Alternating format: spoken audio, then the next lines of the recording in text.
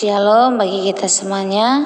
Firman Tuhan untuk kita hari ini dari Yeskiel pasal 39. Dan engkau, anak manusia, bernubuatlah melawan Gog dan katakanlah, beginilah firman Tuhan Allah. Lihat, aku akan menjadi lawanmu, hai Gog, Raja Agung negeri Mesek dan Tubal. Dan aku akan menarik dan menuntun engkau, dan aku akan mendatangkan engkau dari utara sekali, dan membawa engkau ke gunung-gunung Israel.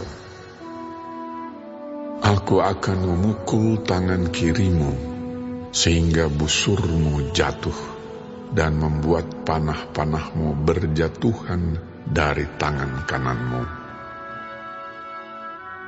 Di atas gunung-gunung Israel, engkau akan rebah dengan seluruh bala tentaramu, beserta bangsa-bangsa yang menyertai engkau. Dan engkau akan kuberikan kepada burung-burung buas, dari segala jenis dan kepada binatang-binatang buas menjadi makanannya. Engkau akan rebah di padang, sebab aku yang mengatakannya. Demikianlah firman Tuhan Allah. Aku mendatangkan api ke atas Magog, dan ke atas orang-orang yang diam di daerah pesisir dengan aman tenteram. Dan mereka akan mengetahui bahwa akulah Tuhan. Dan aku akan menyatakan namaku yang kudus di tengah-tengah umatku Israel.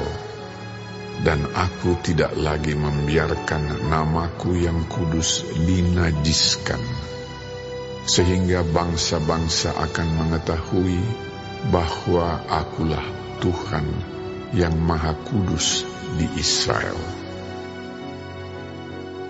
Sungguh, pasti datang dan terjadi, yaitu hari yang sudah kufirmankan.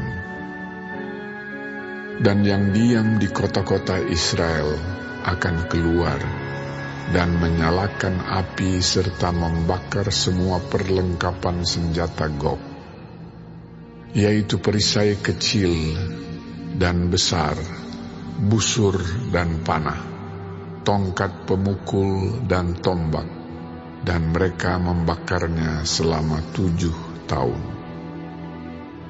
Mereka tidak akan mengambil kayu dari hutan belukar atau membelah kayu api di hutan-hutan, sebab mereka akan menyalakan api itu dengan perlengkapan senjata itu. Mereka akan merampas orang-orang yang merampas mereka, dan menjarah orang-orang yang menjarah mereka. Demikianlah firman Tuhan Allah. Maka pada hari itu, aku akan memberikan kepada Gog suatu tempat di mana ia akan dikubur di Israel, yaitu lembah penyeberangan di sebelah timur dari laut, dan kuburan itu akan menghalangi orang-orang yang menyeberang. Di sana Gog akan dikubur dengan semua khalayak ramai yang mengikutinya, dan tempat itu akan disebut lembah khalayak ramai Gog. Kaum Israel akan mengubur mereka selama 7 bulan dengan maksud mentahirkan tanah itu.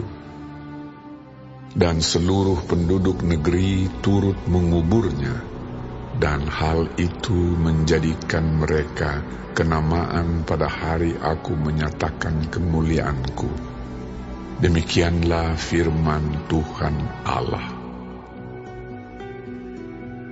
Beberapa orang dikhususkan untuk terus-menerus menjelajahi seluruh tanah itu untuk mengubur orang-orang yang masih bergelimpangan di atas tanah dengan maksud mentahirkannya.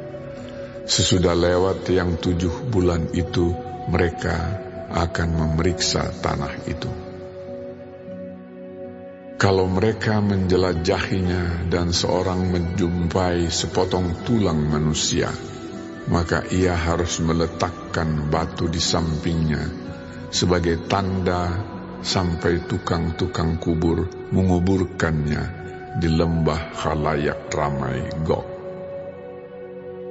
Dan ada juga nama kota Hamona. Dengan demikian mereka mentahirkan tanah itu. Dan engkau, anak manusia, beginilah firman Tuhan Allah. Katakanlah kepada segala jenis burung-burung dan segala binatang buas, berkumpullah kamu dan datanglah. Berhimpunlah kamu dari segala penjuru pada perjamuan korban yang kuadakan bagimu, yaitu suatu perjamuan korban yang besar. Di atas gunung-gunung Israel, kamu akan makan daging dan minum darah. Daging para pahlawan akan kamu makan, dan darah para pemimpin dunia akan kamu minum. Mereka semuanya ibarat domba jantan, anak domba, kambing jantan, dan lembu jantan, ternak gemukan dari Basan. Kamu akan makan lemak sampai kamu kenyang dan minum darah sampai kamu menjadi mabuk pada perjamuan korban yang kuadakan bagimu. Kamu akan menjadi kenyang pada perjamuanku dengan makanan, kuda dan penunggangnya, pahlawan dan semua orang perang. Demikianlah firman Tuhan Allah. Aku akan membuat kuasa kemuliaanku berlaku atas bangsa-bangsa, dan mereka semua melihat hukuman yang akan kujatuhkan dan melihat tanganku yang akan memukul mereka. Dan kaum Israel akan mengetahui bahwa Akulah Tuhan, Allah mereka, mulai hari itu dan seterusnya. Dan bangsa-bangsa akan mengetahui bahwa karena kesalahannya, kaum Israel harus pergi ke dalam pembuangan.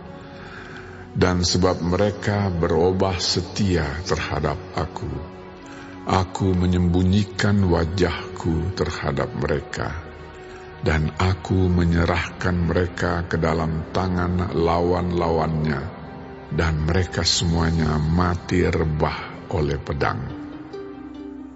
Selaras dengan kenajisan dan durhaka mereka, kuperlakukan mereka dan kusembunyikan wajahku terhadap mereka. Oleh sebab itu, beginilah firman Tuhan Allah. Sekarang Aku akan memulihkan keadaan Yakub dan akan menyayangi seluruh kaum Israel, dan cemburuku timbul untuk mempertahankan namaku yang kudus.